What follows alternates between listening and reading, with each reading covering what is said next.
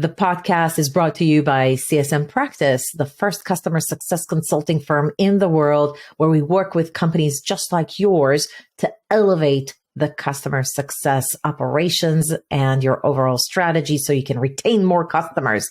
But in the process of doing that, what I find when I work with my clients is that sometimes they don't nail the onboarding experience, or there's just too many people doing the same thing with the same customer and the customer is going nuts. Statistics shows if you don't nail the experience and the value that they're supposed to be getting in the first year or in the onboarding experience, then first year renewal rate is going to be much, much lower. In fact, we know that 30% of all churned customers in year one is due to the fact that the onboarding experience was poor or that not enough value was delivered. How do we solve for that? I have just a guy that can tell you how he did that in his own company, People.ai. His name is Deepak Paripati, and he is the consulting director for customer success at People.ai. First of all, Deepak, thank you so much for coming to the podcast and being prepared to share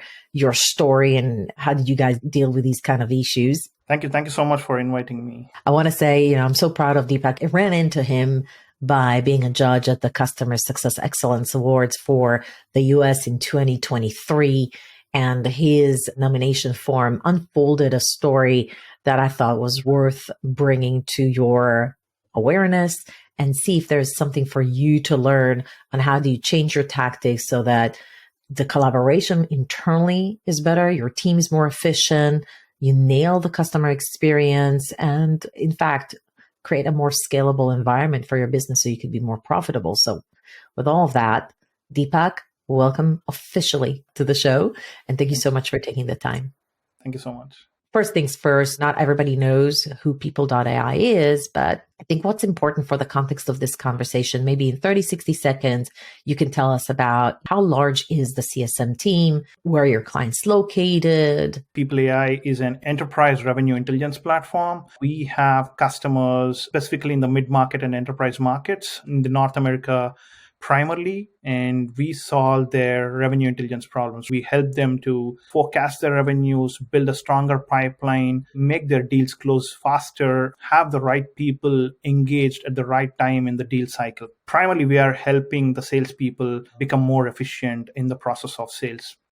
Got it. How many CSMs do you currently have? We currently have around 20 CSMs. Each CSM handles around 10 to 15 customers on an average. If the size of the customer is big, maybe the volume of the customers they handle can go low, like to 5 to 10 range. But on an average, somewhere between 5 to 12 or 5 to 15, depending on the size of the account or the ARR of the account. So fairly higher touch model. I can assume that obviously this is an enterprise solution, meaning the solution is quite robust, not a widget. The clientele that you have, are they mostly large companies with global entities, or they're mostly in the US, smaller businesses? How would you define the client base?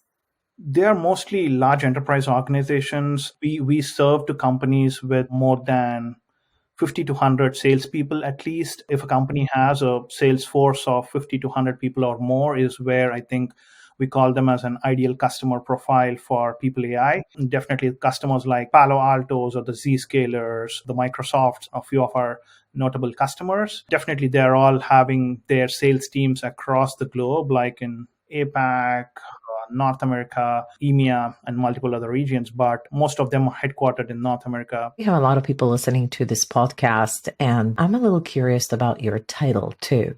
What does a consulting director for customer success do? How the organization is currently split is we have outcome success managers, which are typically the customer success managers, and we have consulting arm to the customer success umbrella or the org, which takes care of the onboarding. And the primary key metric we are responsible is to ensure the time to value is at the minimal. So we are responsible for onboarding of the customer, understanding the customer requirements, configuring the application to suit their requirements, identifying their initial business outcomes and mapping them to the features and functionalities we need to be turning on in the application, and so on and so forth. So that's why we have a consulting arm within the customer success org besides the outcome success team, which will then take on the metrics which we identify for them to then track and keep measuring them and keep improving on those metrics.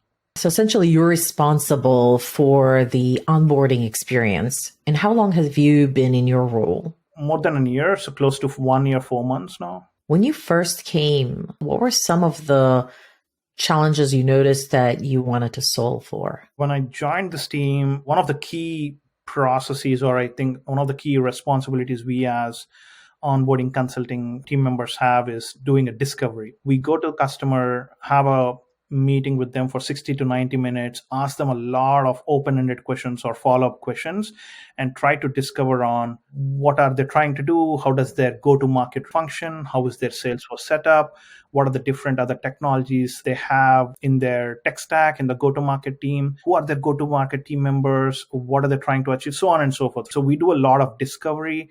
And when I joined the team, most of these discovery was in form of like a questionnaire, I can say, in a Google Doc. So it was up to the consultant to use this document in their own way and style and do these interviews or customer discovery sessions, as we call it, which was good. But then I thought, like, how can this scale if we are onboarding hundreds of customers in the next 6 months?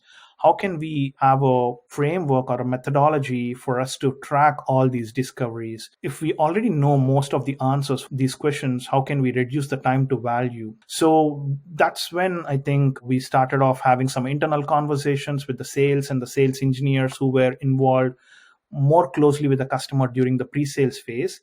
And we realized that most of this information, or at least 50% of this information, which we are asking for from our customer, was already aware to the other teams or to the other team members within People.ai. And that was like, this is not okay. We should definitely make this process more efficient, and we should come to the customer, showcase ourselves as a one team to the customer to create a better customer experience. So that's when we try to come up with a framework or a tool to start with, to see how can we, different teams, both pre-sales and post-sales, collaborate in the process of customer discovery. One thing I want to call out is customer discovery is not a one-time thing. It's an ongoing activity. The tool or the solution which we also wanted to come up with should enable any team at any given point in time to keep updating the answers to the discovery as we discover. Your main initiative was to take this, what seemed to be a one-off process, and create a framework where the discovery feels like an ongoing process. It reduces the redundancy for clients from a client's experience standpoint, improve the efficiency of the team, and reduces time it takes to get to first value. Before we get into how you did this and what tools you use and what was the approach and why it was so successful, what was the impact after you implemented these change and optimized the discovery process and the overall practice around it? What was the impact on the company? The primary objective of doing this was for us to reduce the time to value, reduce the onboarding time, or reduce the time we take to implement a solution for the customer. Before this process was implemented, we used to take anywhere between 1 to 2 weeks to discover the answers to the entire questionnaire we wanted to learn for us to configure a solution. And this brought down that time to 2 days. From 2 weeks to 2 days. So that's how helpful and impactful solving of this problem helped People.ai. All because most of it was aware during the pre-sales phase. Now that we have a place for them to document and for us to also refer to and go with more preparedness and go with follow-up questions rather than asking the same question from the scratch. Have you seen an improvement in the renewal rate in year one? Definitely, yes. We are able to reduce the time to onboard, which is again directly related to time to value.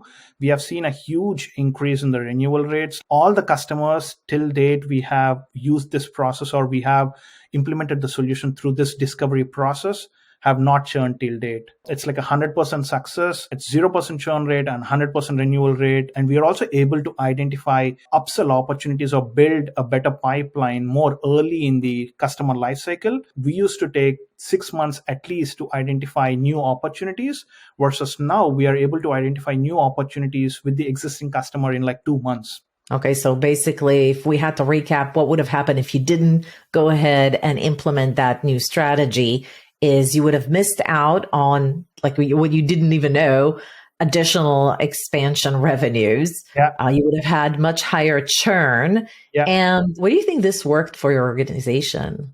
It worked beautifully because of the strong #one team mentality, I would say. Like, anyone, if they come up with an initiative or if they come up with a thing that can change the game for the company, people are welcome to listen and brainstorm and build on top of that. So I think that is an important thing. So it's a cultural thing, but I think that's what worked very well for People.ai, on how everyone across different teams welcomed this idea, and where, hey, I think this will change the game for not just my team or not just for me, but for everyone at People.ai and for the customer. So I think culture is a major thing on why this worked very well for People.ai. What if I don't have that one team culture in my organization? Do you think that this could still work? What are some of the fundamentals that I need to make sure is outlined before I even start the initiative?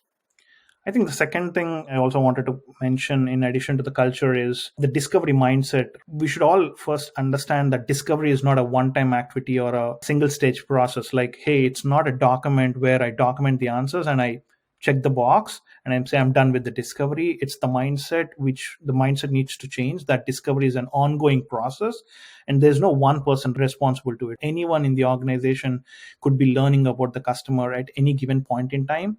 So that mindset is very important, to believe that discovery is an ongoing process. The third thing I wanted to call out is about the tool or the technology which People.ai fortunately has it in-house. We have a product called as Close Plan, or we call it as a scorecard, which is generally an application or a product used by the sales reps for implementing their MEDPIC methodology. These are sales discovery methodologies where the sales reps go in during their calls with prospects to discover on, hey, what are the metrics? Who is the economic buyer? What's the decision criteria? What's the decision process? And so on and so forth. So what we did is we took the same tool and technology which we have in-house, which we are selling to our customers, transform the use case to customer success org to do the discovery process.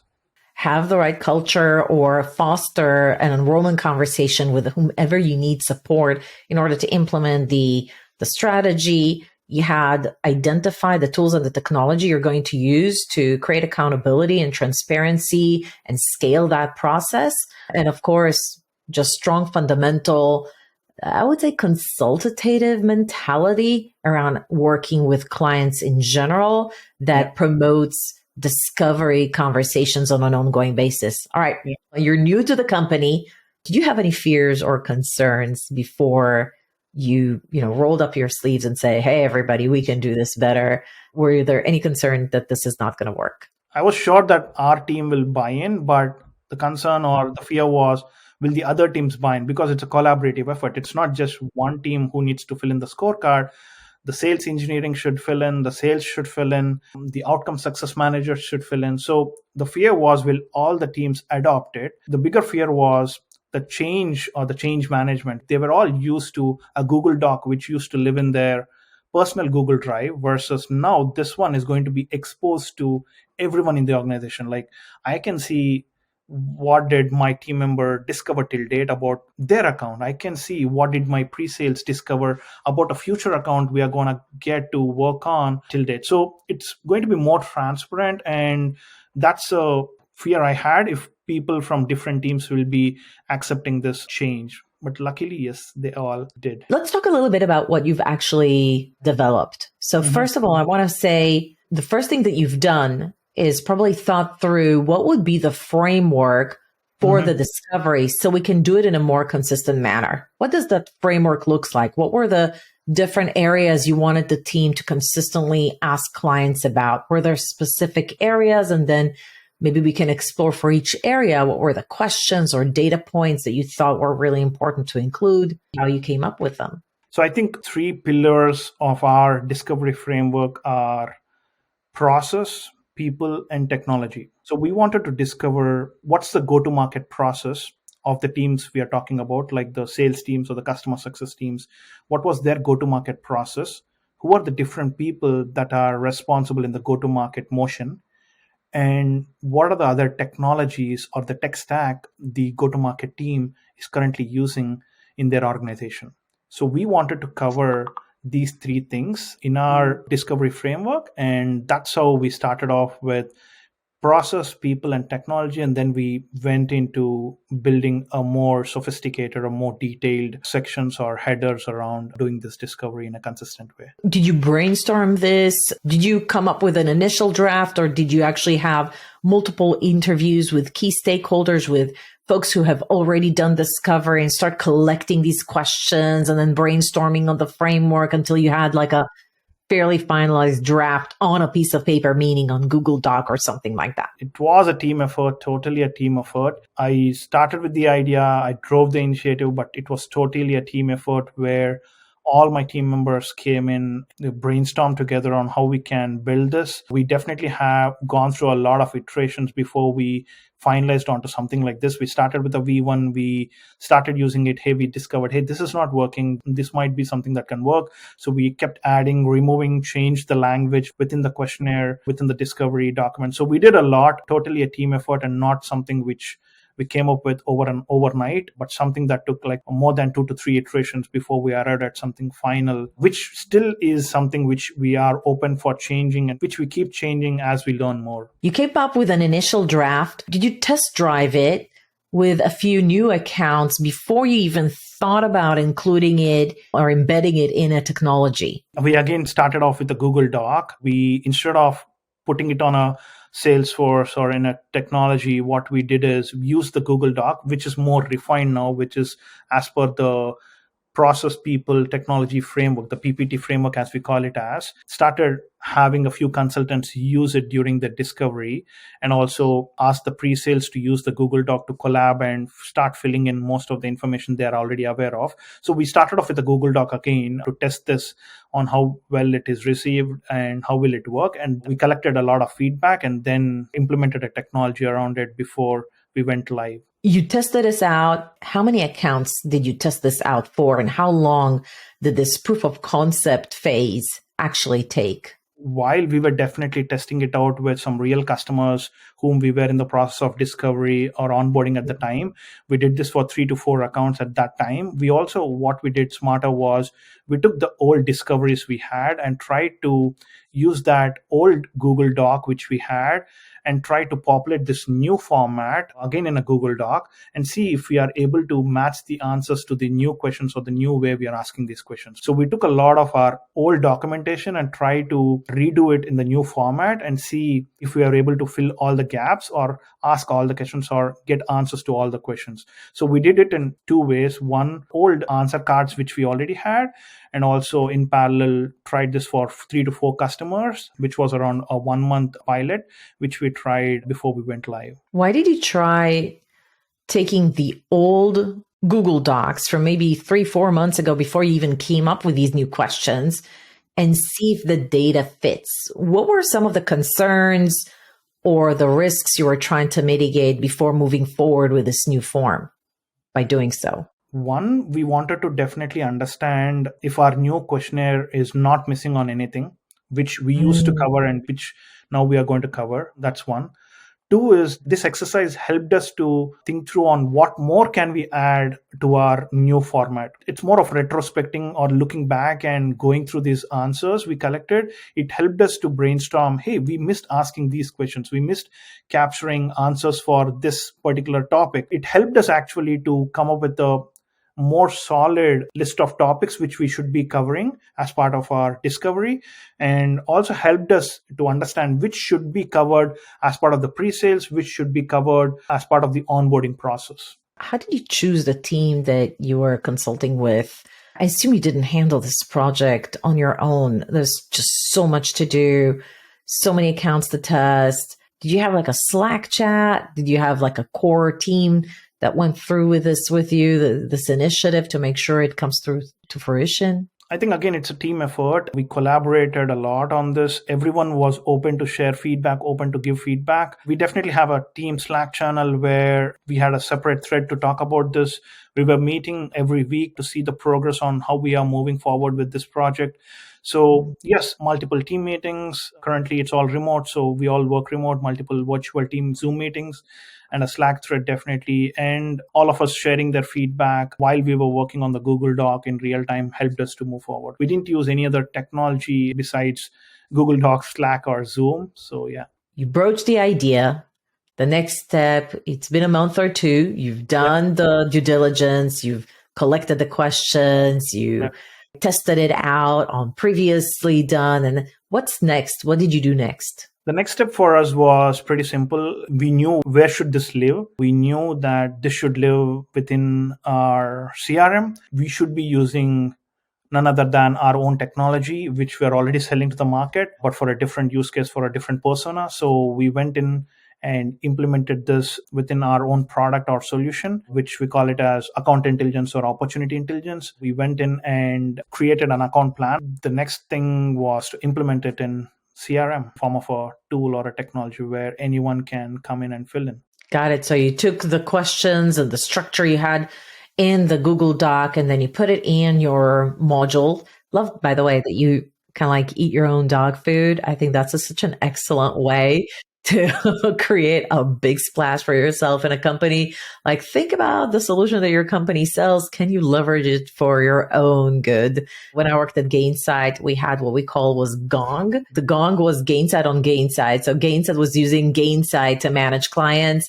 That was the Gong initiative. I think you had a Gong moment too within People.ai when you actually said, hey, we have this technology that we sell to customers.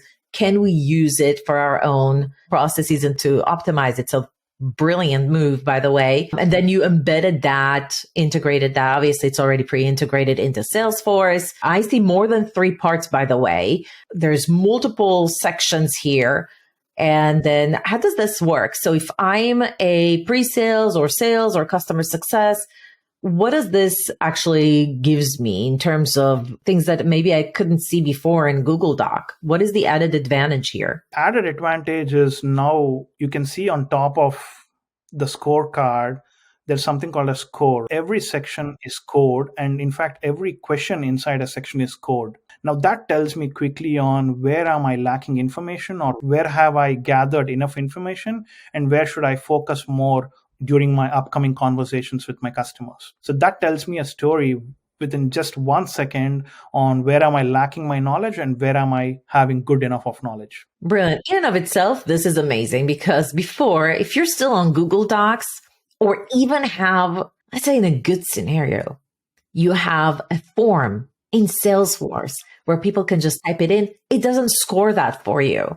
And so you filled it out, you get a bravo. But here, you don't get a bravo. You only get a bravo if you're like above a certain threshold in terms of a score. And I think because it tells you which areas you need to double click on, it sort of benchmarks against best practices or what others are doing. It gives you an incentive to put everything at least in like a green light. So it makes you more proactive around what are the areas I need to double down on. It also, again, as you see, we have divided the sections by like, hey, pre-sales. This for the pre-sales. So pre-sales quickly come in and do their answering. And we also have like help text to understand on what does each of these questions mean. It also helps us to document in a structured manner. I don't have to put all of it in a plain text. I can use different types of questions.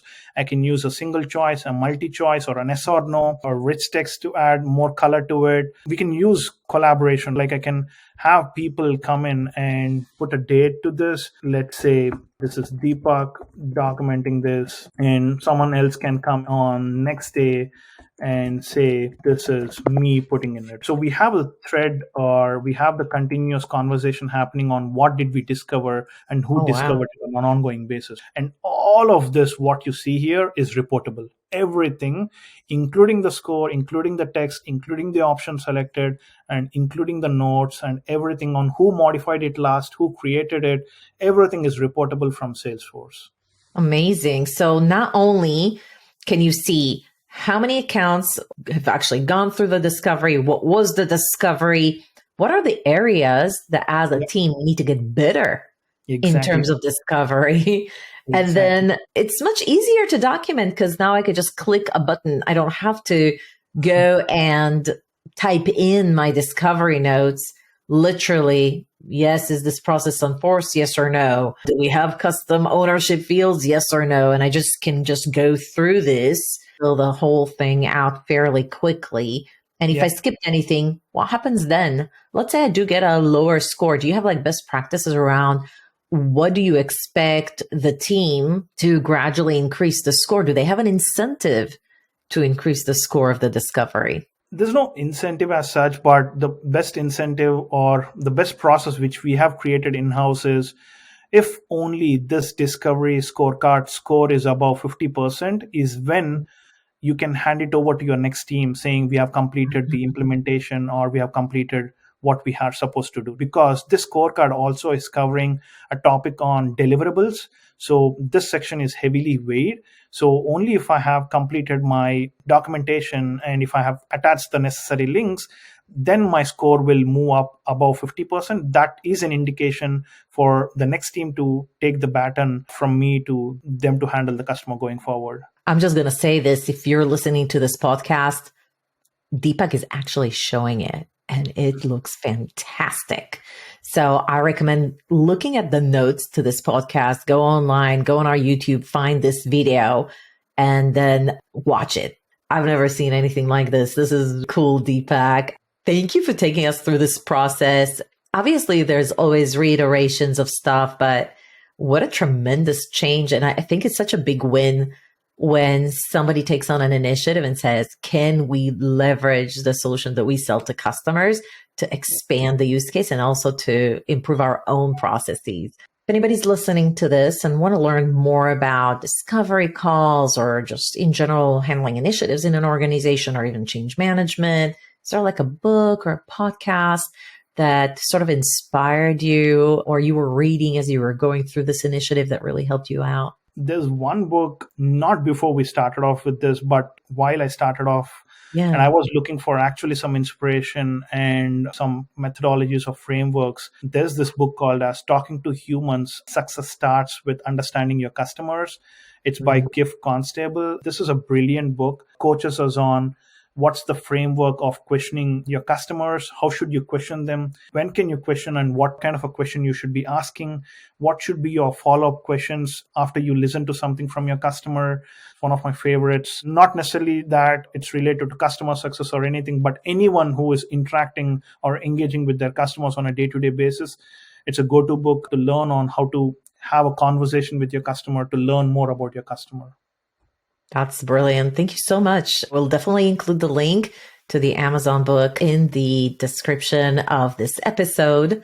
And I'm going to read it as well. I want to thank you for sharing it. Thank you. Thanks for your time. Everyone, if you enjoyed listening to this podcast or watching this video, do give it a like, subscribe to our YouTube channel, all about customer success strategies and tactics so that you can lift up the operations and the practice for your own organization. Have a better work-life balance, enjoy coming to work, enjoy working with your clients, and I'll see you at the next video.